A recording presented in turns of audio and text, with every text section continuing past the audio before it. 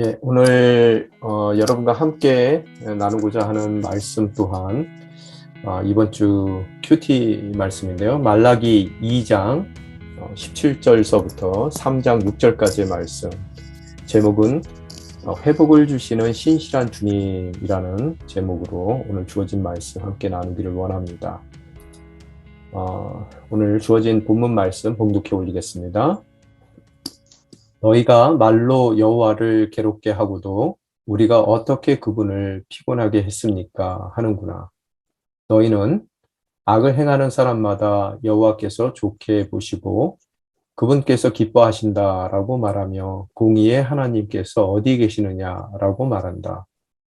보라, 내가 내 심부름꾼을 보내 내 앞에 길을 닦게 하겠다. 그러고 나면 너희가 바라는 주께서 갑자기 그 성전에 올 것이다. 너희가 좋아하는 계약의 심부름꾼 말이다. 그가 올 것이다. 만군의 여호와께서 말씀하셨다. 그러나 그가 오는 그날을 누가 견뎌낼 수 있겠느냐?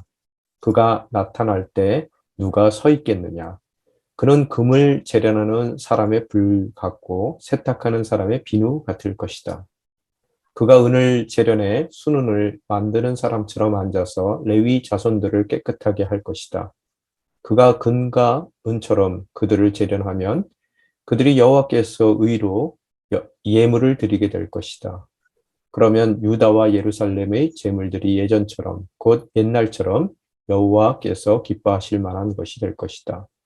그러므로 내가 심판하기 위해 너희에게 가까이 나아가겠다.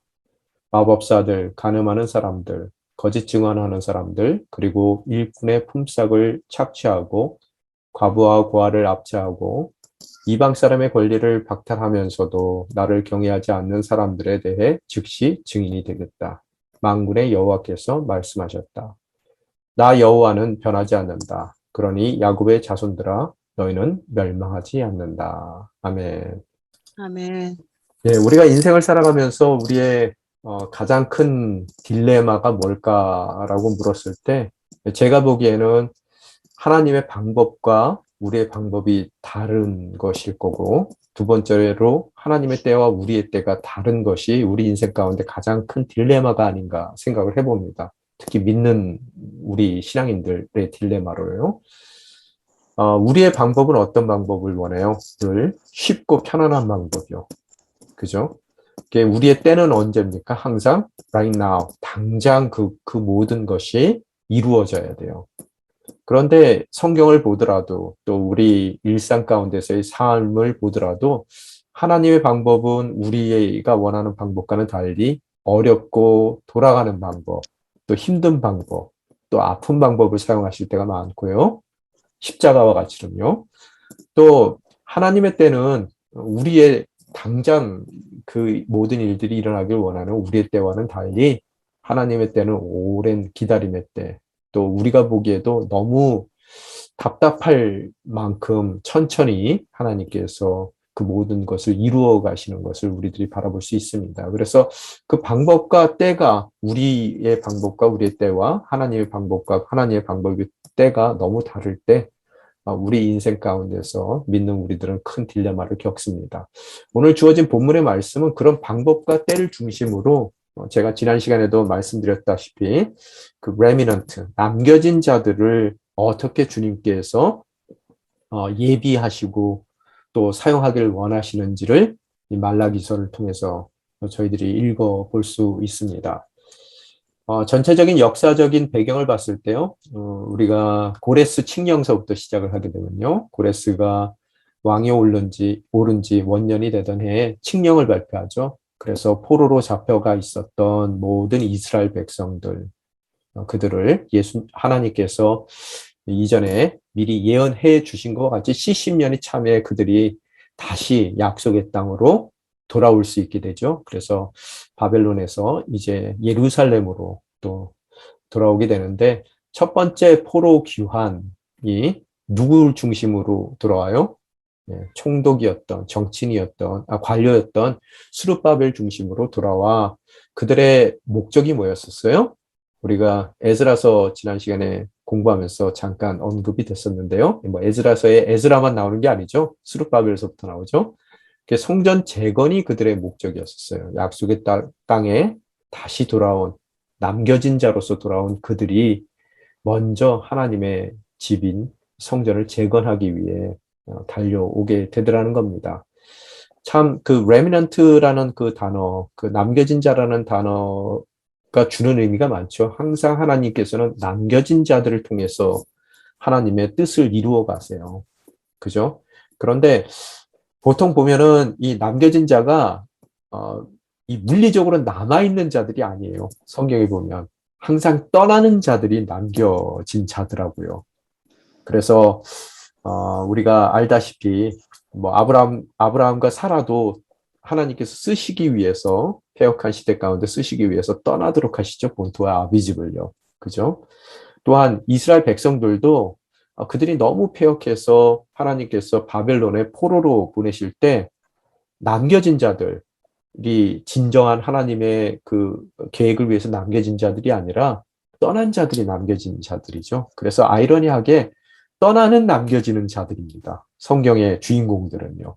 그래서 그들이 떠나 있는 동안에 하나님께서 예루살렘을 깨끗이 말끔히 청소하시고 70년이 때가 됐을 때 다시 그 남겨진 자로 바벨론의 포로로 갔던 이들 중에서 70년이라는 오랜 세월 동안 뿌리 내리고 안정적인 생활을 하고 있었던 그런 삶을 뒤로 하고 다시 아무것도 보장되지 않은 멀리 떨어져 있었던 그 예루살렘 언약의 땅으로 하나님의 언약만을 믿고 또 떠나왔던 남겨진 자들을 통해서 다시 한번 예루살렘의 언약의 그 땅 가운데서의 하나님의 언약의 성취들, 약속들을 이루어 가시는 것을 바라볼 수 있게 되더라는 거예요. 우리가 보통 예수 잘 믿을 때 우리 삶이 안정된 삶, 그죠? 거기에 남아있는 삶, 떠난다는 것은 불안정을 향해 떠나는 거니까요. 그래서 그런 남겨진 자들이 정말로 남겨진 자일 것 같은데 항상 불편함을 감수하고 떠날 수밖에 없는 상황 가운데 내몰리는 이들이 진정한 의미 가운데서의 하나님의 계획을 위해 하나님께서 남겨두신 바로 그 레미넌트, 남겨진 자가 될 수 있다는 것, 우리들이 성경을 통해서 떠나는 남겨진 자라는 개념을 통해서 바라볼 수 있는데 오늘 70년이라는 세월을 바벨론에서 지냈어요. 그러면은 아마 뭐 제가 무슨 어느 기록을 보니까 고려인에 대한 얘기가 나오는데 3대가 흘렀더라고요. 80년 동안 뭐그 이 러시아 쪽에서 살던 그런 사람들이 80년 만에 한국으로 돌아오는 고려인들에 대한 얘기가 어디 나오더라고요. 그 80년, 70년이라는 세월은 그렇듯 3대가 지난 세월이란 말이에요.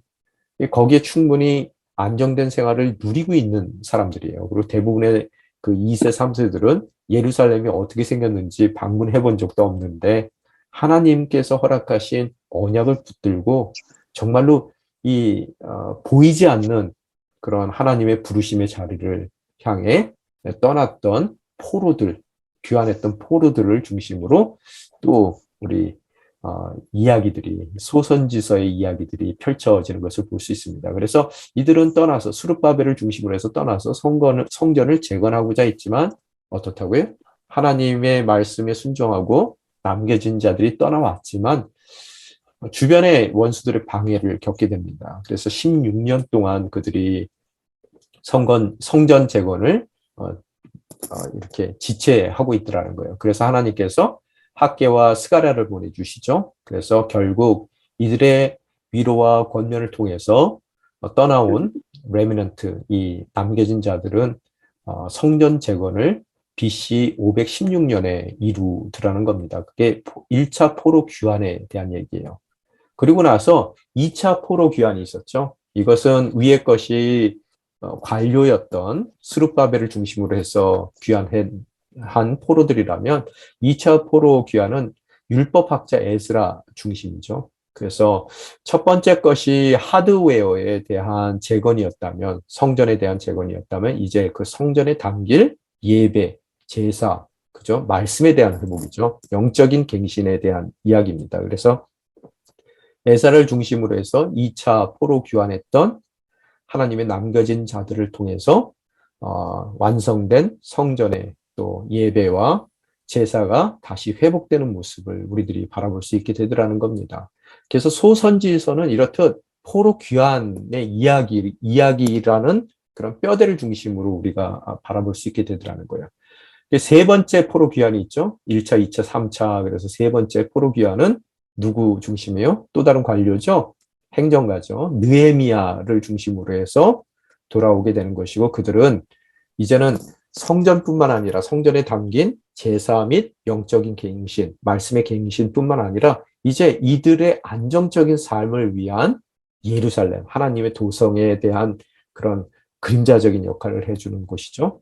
이 언약의 도시예요. 그래서 예루살렘의 성벽이 재건되는 놀라운 역사를 세 번째의 포로 귀환을 통해서 주님께서 이루어지시더라는 거예요. 그것이 이제 주전 444년 혹은 5년 그 근간에 일어나게 됩니다. 오늘 읽으신 이 말라기 기록은요. 이런 성전 재건이 이루어진 한참 후에 있었던 역사적인 배경을 갖고 있습니다. 기록 배경이요. 그러고 나서 말라기가 지나고 나서 말라기의 활동 그 시대가 지나고 나서는 여러분 잘 아시는 바와 같이 죄송해요. 타입 5가 있습니다. 신약과 구약의 중간에 있는 400년의 침묵기가 들어서게 되죠. 그래서 오늘 말라기의 사건은요. 이 444년 이후에 1세기 이후에 그 400년의 침묵기가 있었죠. 그래서 한 40년 사이에 있었던 그런 역사적인 배경을 갖고 있습니다. 그래서 1차, 2차, 3차 이렇듯 하나님께서 다시 한번 70년의 포로기 이후에 하나님의 언약의 백성을 그 언약의 땅 가운데 회복시켜 나가시는 그 사건 이후에 직후에 있었던 그런 역사적인 배경을 갖고 있습니다. 그런데 오늘 이 말라기의 배경 가운데 보게 되면 백성들이 겪는 두 가지 큰 문제점이 있어요. 그래서 말라기를 읽으실 때 이 두 가지를 머릿속에 좀 갖고 읽으시면은 이해가 빠르겠습니다. 첫 번째는 영적인 침체를 그들이 다시 겪고 있더라는 거예요. 다르게 얘기하면은 하나님께 불순종하는 삶을 또다시 그들이 살고 있더라는 거예요. 언제요? 70년의 포로 생활 이후에 눈물을 흘리고 다시 영적인 결단을 해서 예루살렘으로 돌아와 이 모든 회복의 과정을 겪은 이들이 또다시 불순종의 삶으로 빠져들더라는 거예요. 첫 번째, 영적인 침체를 다시 겪고 있더라. 두 번째 문제는 언약에 대한 회의를 갖고 있어요. 회의라는 것은 이제 다우트하다는 거죠. 의심을 하기 시작하더라는 거예요. 하나님의 언약에 대해서. 이 두 가지 문제를 머릿속에 갖고 우리들이 볼 텐데요. 영적인 침체에 대해서 다시 말씀드리면은 방금 말씀드린 대로 1차, 2차, 3차 이 포로 귀환을 통해서 그들이 대단한 영적인 결단으로 돌아온단 말이에요. 폐허가 된 예루살렘이에요. 그래서 성전 재건도 하고 영적인 갱신도 이루었고 성벽까지도 완성을 시켰어요. 그래서 그들의 삶이 어느 정도 안정되었을 때 이스라엘 백성들이 또다시 불순종의 삶으로 빠져들더라는 거예요. 그래서 구약 성경을 보게 되면은 우리 삶도 마찬가지예요. 이 백성들의 사이클이 있죠. 영적인 사이클. 부르심이 있었어요. 순종하고 왔을 때 하나님께서 축복을 내려주세요. 그죠? 그 축복을 받아서 뭔가 살만해지면 어떻게 돼요? 불순종하게 돼요. 이제 하나님 없이도 내가 충분히 살아갈 수 있을 것 같은 생각이 들어요. 그러고 나서 불순종한 백성을 하나님께서 가만히 놔두시는 것이 아니라 심판하시죠. 심판 가운데 바벨론으로 끌려가서 나라가 망하고 끌려가서 눈물을 흘리고 회개를 합니다. 그죠? 고통 가운데 회개했을 때 하나님께서 그 눈물을 흘리는 백성들을 다시 회복시켜 주세요. 회복돼서 회복된 이들이 영적인 회복을 가졌을 때 또다시 그들을 축복하시거든요. 그랬을 때 그 축복에 익숙해질만 하면은 또 무슨 일이 일어나요? 불순종이 일어나더라는 거예요. 똑같이 이 사이클을 뱅뱅뱅뱅 도는 것이 이스라엘 백성의 모습, 또 신앙인인 오늘을 살고 있는 우리들의 모습이 아닌가 생각이 듭니다. 그래서 오늘 첫 번째 문제는요, 또다시 그 어려운 모든 과정들을 겪고도 또다시 죄악된 삶을 사는 백성들의 모습 가운데 말라기가 시작되더라는 거예요. 다시 타락의 자리 가운데 선 백성들입니다. 특별히 이제 제사장들의 타락을 이야기하고 있어요. 저도 이제 목회자로서 제사장은 아니지만 그래도 이 두 가지 측면이 우리의 모습이 아닐까라는 그런 고민이 생기더라고요. 제사장들의 타락의 모습을 말라기서에서 먼저 이야기하고 있는데 첫 번째는 두 가지 측면에서 그 타락을 얘기하는데 첫 번째 제사장의 직무였던 제사에 대한 문제. 두 번째 그들의 두 번째 직무인 가르침에 대해서 타락한 제사장들의 모습을 하나님께서 말씀하고 계시더라는 거예요. 그래서 첫 번째 제사의 문제에 보게 되면은 1장 다시 돌아가면 7절, 8절에 보게 되면은 부정한 빵을 올렸어요. 함부로 빵을 올린단 말이에요. 그죠? 또한 이들이 자신들의 세상적인 상관에게라면 절대로 바치지도 못할 만한 그런 재단에 눈 멀고 다리 절고 또 병든 제물들을 하나님께 바치더라는 거예요. 뭐 어찌 보면 하나님이 여기 하나님의 마음이라고 그래서 제가 써놓은 것 같이 만만해진 거예요. 하나님이요. 회복시켜 주시고 다시 우리를 축복하시는 하나님. 뭐 늘 응석 부려도 상관없다라고 생각하는 것인지 하나님께서 그래서 이렇듯 부정한 빵과 뭐 자신들의 인간의 상관에게도 바칠 수 없는 그런 제물들을 하나님 앞에 바쳤을 때 이 제사장들의 문제는 하나님의 이름을 소홀히 하더라는 거예요. 소홀히. 그죠? 그래서 더 나아가서 하나님께서 이런 말씀까지 하십니다. 참 마음이 아파요. 너희 가운데 누가 성전 문을 닫아서 내 제단에 쓸데없이 불을 지피는 일이 없었으면 좋겠다. 내가 너희를 기뻐하지 않는다. 제사를 드리는데요. 또 예배를 드리는데도 하나님께서 하나도 그 예배가 기쁘시지 않는 거예요. 누가 우리 교회 문 좀 닫았으면 좋겠다. 아무도 못 들어오게. 누가 제발 찬양 좀 안 했으면 좋겠고 누가 기도 좀 안 했으면 좋겠다라고 말씀하시는 거하고 똑같은 일이 그 당시에 벌어지고 있더라는 거예요. 이게 우리의 현실이라면 얼마나 무섭습니까? 여러분과 제가 정말로 마음 깊이 물어야 되는 것이 정말로 우리가 하나님의 이름을 두려워하고 있는지 또 영광스럽게 하나님을 여기고 있는지 주님의 주님 되심을 우리가 깨닫고 있는지 아니면 하나님이 너무 만만해서 함부로 해도 되는 대상이라고 생각하고 있지 않는지. 그래서 오늘 우리가 예배의 자리에 임할 때 또 주일날 여러분이 교회로 발걸음을 옮기실 때 정말로 어떠한 마음으로 여러분이 예배 가운데 임하셔야 될지 오늘 말라기서를 통해 다시 한번 깨닫더라는 거예요. 우리 교회 문을 누가 닫았으면 좋겠다. 예배당 문 닫아 걸어라. 뭐 이러시면 안 되잖아요. 그죠? 이렇듯 타락한 모습, 제사장의 모습이 이렇게 타락해 있더라는 거예요. 자, 둘째는 제사장의 그 가르침의 문제에 대해서, 제사 문제 외에 가르침의 문제에 대해서 말씀하시는데요. 제사장의 직무가 뭡니까? 2장 7절에 보면은 제사장의 입술은 지식을 담아야 하고요. 사람들은 그의 입에서 율법을 찾는데요. 그 지식을 담아야 될 이유가 뭐냐 하면 사람들이 찾아서 지식을 담는 것 이상으로 그 제사장들은 만군의 여호와의 사자이기 때문에 메신저이기 때문에 하나님의 말씀을 대언하는 사람들이기 때문에 어떻다고요? 그 입술 가운데 하나님의 지식을 담아야 된다는 거예요. 이게 제사장의 제사 외의 직무예요. 그런데 문제점은 뭐냐 하면요. 2장 8절 9절에서 보면 그러나 너희는 그 길에서 벗어났다는 거예요. 관심이 딴 데가 있다는 거예요. 또 내 법으로 많은 사람들을 걸려 넘어지게 했다는 거예요. 하나님의 법이라면은 넘어진 자도 세워줍니다. 그러나 이 제사장들이 자신들의 법을 만들어 사람들에게 하나님의 말씀을 가르치는 그 자리 가운데 자기의 가르침을 가르치는 바람에 그 말도 안 되는 가르침으로 사람들이 걸려 넘어지게 했고요. 백성들이요. 또 제사장이 먼저 믿음의 본을 보여야 됨에도 불구하고 그들이 하나님의 길을, 법도를 지키지 않고요. 또 율법을 적용함에 의해 있어서 자기들이 편한 대로 또 자기들의 이익이 되는 대로 그 적용함에 있어서 치우침을 보였기 때문에 하나님께서 괴로워하시는 모습을 바라볼 수 있어요. 이 가르침의 직무를 이행하지 않더라는 거예요. 오히려 자신들이 말씀에서 벗어난 삶을 살았고 또 잘못된 적용을 가르치는 것으로서 오히려 백성들을 넘어뜨리게 하는 것이 제사장의 그 당시 제사장의 모습이었다는 거예요. 이 잘못된 가르침으로 넘어진 백성들의 모습 또한 얘기합니다. 항상 우리가 알아야 되는 게 이 제사적 문제, 즉 신앙적 문제는요. 항상 일상적 문제, 우리의 가정의 문제하고 연결이 됩니다. 그래서 예배가 온전하지 못하면 그 가정에 항상 문제가 생겨요. 우리 일상에 문제가 생기더라는 거예요. 2장 11절, 14절, 16절에 보면은 유다가 여호와께서 사랑하시는 그 성소를 더럽혔고 이방신을 섬기는 여자들과 결혼했다. 그녀가 내 동반자이며 너와 언약으로 맺어진 아내임에도 불구하고 내가 신의를 저버렸기 때문이다. 나는 이혼하는 것을 싫어한다라고 하나님께서 말씀하세요.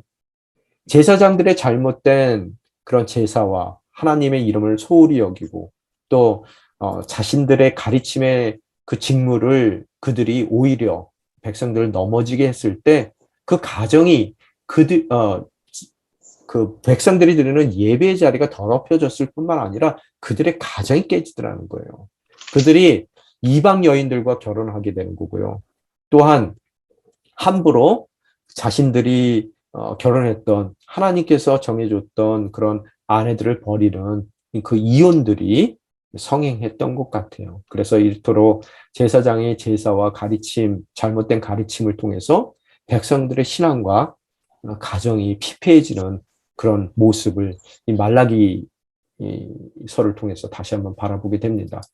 오늘 두 번째, 첫 번째는 이렇듯 타락한 다시 죄의 자리 가운데 오게 된 백성들의 모습들을 바라볼 수 있고요. 두 번째 이들이 갖고 있었던 큰 문제는 백성들의 언약에 대한 회의라 그랬어요. 그죠? 그래서 1장 2절에 보게 되면요. 말라기서 자체를 시작하면서 말라기서 저자가 하나님의 말씀을 선포합니다. 뭐라고 선포하고 있어요? 1장 2절에 보게 되면요. 내가 너를 사랑했다. 그런데 너는 우리를 어떻게 사랑하셨습니까? 하는구나. 타입 5가 있는 것 같습니다. 죄송합니다. 여기에 내가 너를 사랑했다 이러니까 한국말에서는 잘 눈에 띄지 않는데요. 영어 성경에 보면 I have loved you 그렇게 써 있거든요. 뭐예요? have 동사 플러스 pp 뭡니까? 현재 완료형이죠. 무슨 소리예요, 여러분? 하나님께서 지금까지 줄곧 사랑해 오셨다는 거예요. 내가 너를 지금까지 내내 변함없이 사랑했었다는 거예요. 그런데 문제는요, 이 백성들이 뭐라고요? How have you loved us? 언제 그렇게 줄곧 우리를 사랑하신 적이 있습니까? 라고 하나님께 반문하더라는 거예요. 오늘 그 백성들의 회의에 대해서 1장 2절서부터 하나님께서 말라기를 통해서 말씀 전한다 이렇게 말씀하시고 나서 첫 번째 하나님의 말씀이 1장 2절에 뭐라고요? I have loved you. 지금껏 줄곧 변함없이 계속해서 너희들을 사랑했다. 그러나 너희들은 뭐라고? 언제 하나님께서 우리를 줄곧 사랑하셨습니까? 난 사랑받아 본 적이 없는데요? 라고 하는구나 하고 주님께서 그들을 책망하시더라는 거예요. 오늘 이들의 입장을 한번 생각해 보세요. 우리의 일상 가운데서도 동일한 우리가 회의를 가질 수가 있는데요. 그들이 비록 70년의 그 포로기를 마치고 귀환했어요. 대단한 결단이죠. 귀환했어요. 어렵게 성전을 재건했습니다. 또 자칫 잘못하면 흩어질 뻔했는데 또 에스라와 같은 귀한 리더십을 통해서 영적인 갱신도 했단 말이에요. 그러고 나서 느헤미야의 그런 리더십 가운데서 안정적인 삶을 프로텍션이 있는 그런 성벽도 재건했어요. 그죠? 모든 게 다 이루어진 것 같지만 한 가지 잊지 마셔야 될 게 아직까지도 여전히 그들은 식민지예요. 비록 그들이 약속의 땅에 돌아와서 안정적인 그 회복된 신앙생활과 안정된 그런 삶을 살지만 아직까지 뭐라고요? 그들은 일개의 식민지예요. 세금을 걷어간다 그러면 뺏겨야 되는 거고요. 그죠? 근데 하나님의 언약은 뭐예요? 그들이 약속의 땅에 돌아오는 것뿐만 아니라 영광된 다윗의 왕국을 하나님께서 그들의 삶을 통해서 이루어 주신다는 것이 하나님의 궁극적인 약속이었단 말이에요. 그러면 지금 이렇게 결단하고 내가 신앙생활 하면서 결단하고 왔더니 성전 재건도 하게 해주시고 영적인 갱신도 이루어 주시고 성벽도 이렇게 재건했는데 그러면은 과연 언제 우리가 다윗의 왕국을 회복할 수 있겠느냐는 거예요. 아직까지 왜 이 모양이냐는 거예요. 그죠? 여러분도 정말로 어려운 상황 가운데서 내가 결단하고 새벽 예배도 참석하고 뭐 믿음 생활 잘해보려고 그래서 여러분 인생 가운데서도요 성전 재건도 했어요. 또 영적인 갱신도 이루었어요. 또 생활의 안정도 가져왔는데 아직까지 우리 집안이 갖고 있는 큰 문제가 해결이 안 돼요. 뭐 그것이 병의 문제든 뭐든 간에 아니면은 부부의 문제든 간에요. 그래서 하나님께서 이 근본적인 문제를 해결해 주실 터인데 왜 우리가 아직까지 해결이 안 되고 있죠? 그죠?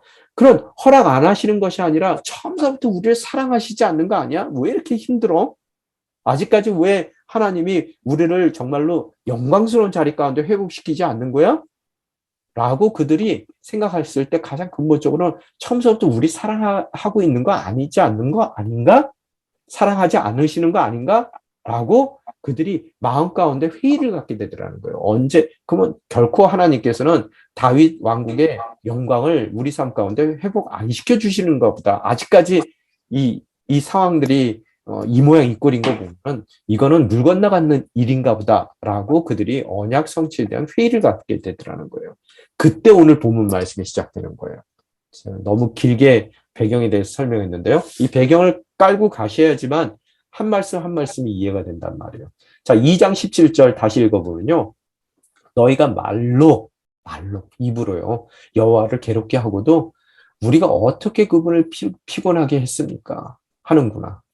너희는 악을 행하는 사람마다 여호와께서 좋게 보시고 그분께서 기뻐하신다라고 말하며 공의 하나님께서 어디 계시느냐라고 말한다. 라고 2장 17절 시작돼요. 백성들의 모습은 뭐예요? 아니, 우리 사랑하지 않는 거 아니야? 뭐 성전 건축, 재건 그거는 시켜줘 놓고 왜 아직까지 우리가 식민지 생활을 하고 있는 거야? 원망이 나는 거예요. 왜? 하나님의 때는 길어요. 또 하나님의 방법은 돌아가는 방법이란 말이에요. 그래서 원망, 말로 하는 원망의 죄를 짓는 것으로서 여호와를 괴롭게 하고도요. 우리가 언제 여호와를 피곤하게 했습니까? 이 죄가 도무지 죄가 죄인지도 모르더라는 거예요. 하나님이 정말로 힘든 것은요. 우리 입술을 통해서 하나님을 원망하는 죄를 범할 때 힘드신 거고요. 또 그런 죄를 범함에도 불구하고 죄가 죄인지도 모르고 계속 원망하는 거예요.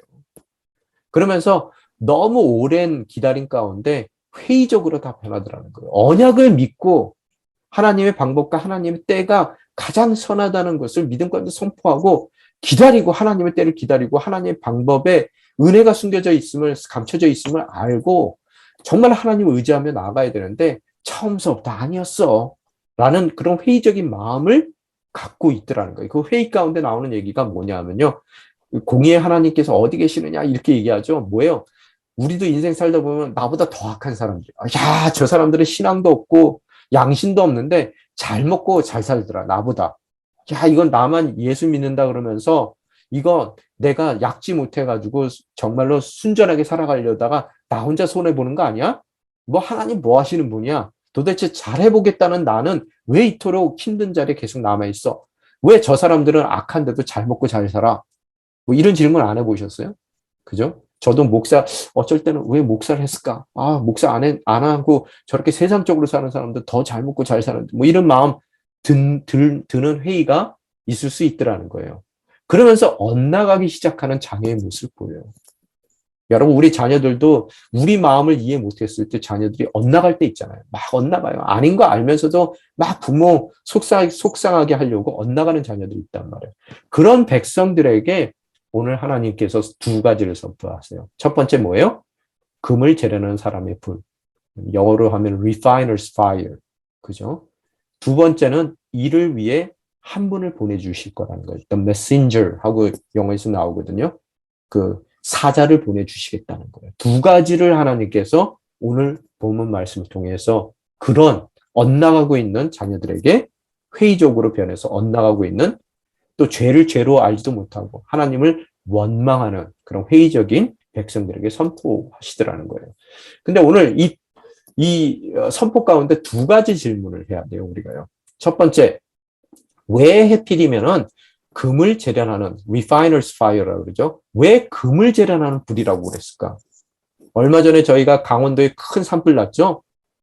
왜 그런 무지무지한 큰 산불을 보내겠다라고 하시지 않고요.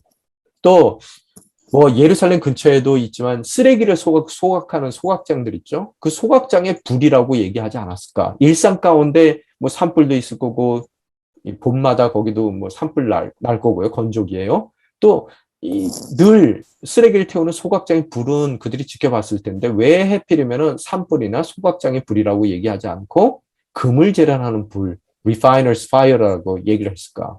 첫 번째 저희가 해야 될 질문이고요. 두 번째 질문은요. 누구냐는 질문이에요. 첫 번째 게 왜냐는 질문이라면 두 번째 게 누구라는 질문이요.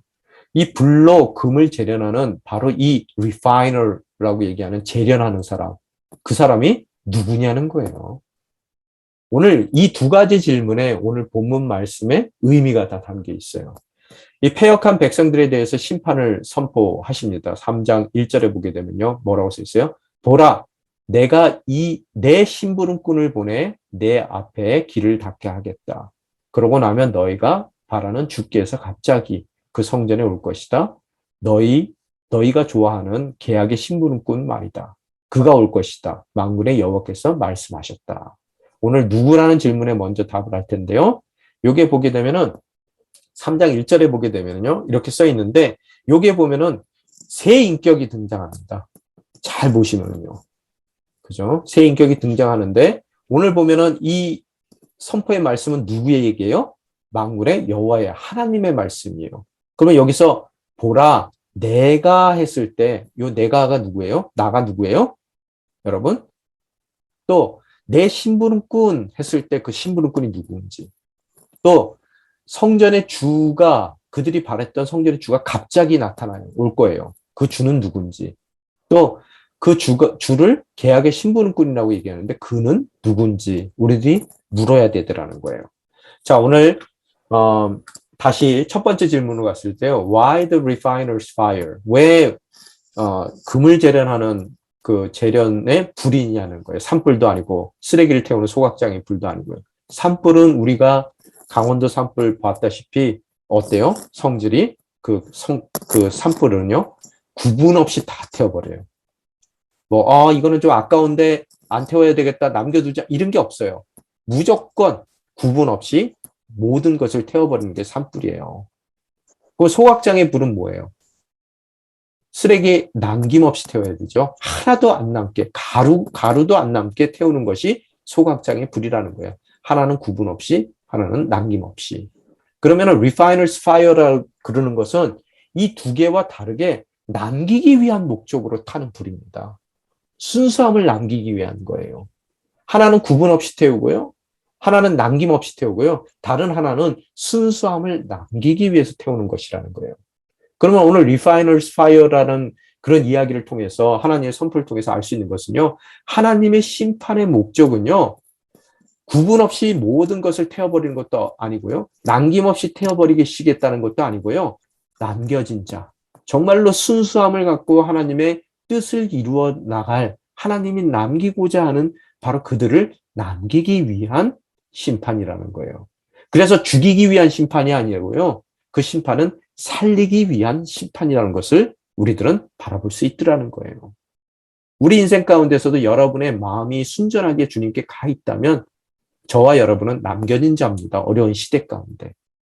또 그 어려운 시기 가운데 남겨진 자로서 안정된 생활 가운데 머물러 있게 하시는 것이 아니라요. 우리를 떠나는 남겨진 자로 주님께서 만들기 위하여 우리 인생 가운데 refiner's fire. 그죠?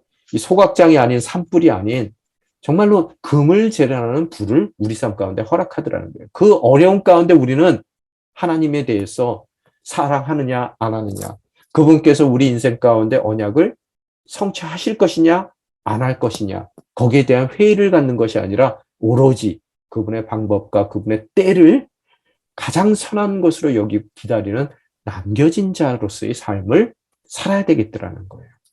자, 그러면 누가 오늘 금을 재련하는 사람이에요? 리파이너인가? 3장 1절 다시 봤을 때 보라 내가 내 심부름꾼을 보내 내 앞에 길을 닫게 하겠다. 그러고 나면 너희가 바라는 주께서 갑자기 그 성전에 올 것이다. 너희가 좋아하는 계약의 심부름꾼 말이다. 그가 올 것이다. 만군의 여호와께서 말씀하셨다. 아까 말씀드린 대로요. 여호와의 말씀이에요. 선포예요. 그러면 여기 내가 누구예요? 바로 만군의 여호와예요. 그죠? 주어가요. 그러면 내 심부름꾼 했을 때 나도 누구예요? 바로 여호와 하나님이시죠. 그런데 심부름꾼이래요. 두 번째 캐릭터가 나오는데 첫 번째 캐릭터는 하나님이시고 두 번째 캐릭터는 심부름꾼인데 심부름꾼이 두 번 나오는데 이 두 번이 다른 이들을 지칭합니다. 첫 번째 심부름꾼은 뭐 하는 심부름꾼이래요? 심부름꾼을 보냈는데 뭐 하는 심부름꾼이에요? 내 앞길, 여호와의 하나님의 앞길을 닦게 하겠다. 그죠? 닦는 역할이에요. 길을 닦는 역할. 그러면 두 번째 캐릭터는 누구예요? 하나님의 주님의 길을 예비하는 세례 요한을 뜻하는 것이고요. 지금 이제 신약 시대가 시작하기 전에 400년의 침묵기에 마지막 하나님의 예언의 선포가 있는 거예요. 세 번째 보면은 갑자기 너희들이 바라는 주가 갑자기 성전에서 올 거라 그랬죠. 성전의 주인을 뜻하는 것이죠. 그죠? 또 이분을 계약의 심부름꾼, 언약의 심부름꾼이라고 얘기하는데 메신저라고 영어에서 써 있습니다. 심부름꾼이라는 것이. 그러면 그게 누구예요? 성전의 주인 되시고 우리가 바랬던, 기대했던 바로 메시아. 그죠? 언약의 심부름꾼, 언약의 완성자. 바로 예수 그리스도를 뜻하는 거예요. 이 선포 말씀 이후에 400년 후에 예수 그리스도께서 우리 삶 가운데 정말로 갑자기 느닷없이 찾아오시게 되더라는 겁니다. 자, 결론 내겠습니다. 우리의 삶 또한 백성들의 사이클을 돌고 있죠. 그죠? 예, 그러고 나서 우리의 인생의 딜레마가 있죠. 하나님의 방법이 우리의 방법과 다른 것. 또 하나님의 때가 우리 때와 달라요. 우리는 주님, 제가 남겨진 자가 아닙니까? 그런데 우리가 어떻게 돼요? 우리가 떠나는 남겨진 자가 돼요. 그냥 내가 편하고 내가 안락하고 내가 안정적으로 삶을 누렸던 내 자리에서 나보다 악한 사람들은 남겨진 자가 아닌 사람들은 여전히 남아있는데 나는 포로로 떠나는 남겨진 자로서의 삶 가운데 내몰리더라는 거예요. 또 그곳에서도 그래도 하나님을 잘 붙들고 70년 동안 하나님께서 예언하신 그 모든 약속의 시간이 다 했을 때 정말로 그곳에서 남아있을 수도 있어요. 70년 동안 삶을 꾸려왔던 그곳에 남아있을 수도 있지만 또 하나님의 언약을 믿는 레미넌트로 남겨진 자로서 또 그 안정된 삶을 버리고 떠나는 남겨진 자의 삶을 살았는데 그곳에서 산전수전 다 겪으면서 성전도 재건하고 우리 인생 가운데 또 영적인 갱신도 이루었고 또 성벽도 쌓아오려는 놀라운 역사가 있었는데도 불구하고 여전히 식민지의 삶 가운데 남아있을 때 이건 과연 우리의 방법하고 하나님의 방법 너무 틀리지 않느냐. 또 하나님의 때, 우리 때는 지금 당장 이 모든 것이 이루어져야 되는데 혹시 하나님이 나를 다 잃어버린 것은 아닌가? 하나님이 애시장초서부터 나를 남겨진 자로 선택하지 않으신 건 아닌가? 뭐 이런 마음들이 우리가 든단 말이에요. 그럴 때 우리 또한 영적인 타락과 또 언약에 대한 회의에 빠질 수 있더라는 거예요. 그럴 때 하나님께서 우리에게 심판을 주실 수 있습니다. 또 다른 심판. 그러나 그 심판은 우리가 보다시피 살리기 위한 심판이에요.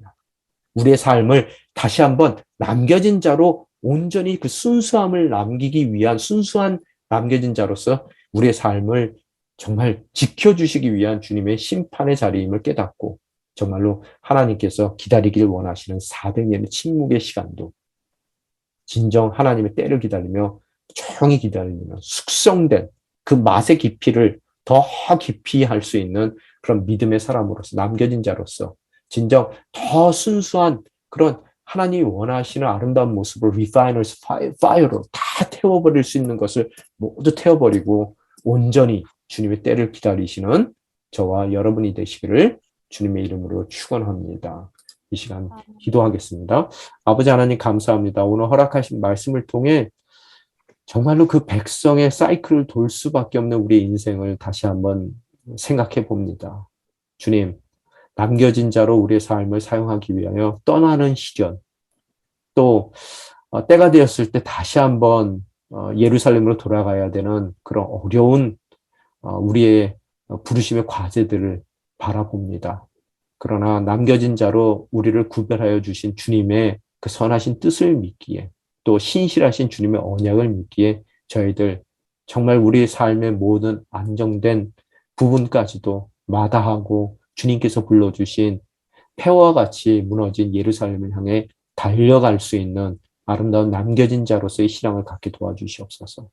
행여 그 기간이 멀어진다 하더라도, 그 방법이 어렵다 하더라도 주님 다시 타락의 자리, 또 제약의 자리로 돌아가지 않게 도와주시고, 또 주님의 때가 아무리 돌아가는 때, 오래되는 때, 또 인내해야 되는 때라 하더라도 주님의 때가 가장 선함을 깨닫고 주님의 때를 기다릴 수 있는 소망의 사람들이 될 수 있게 도와주시옵소서.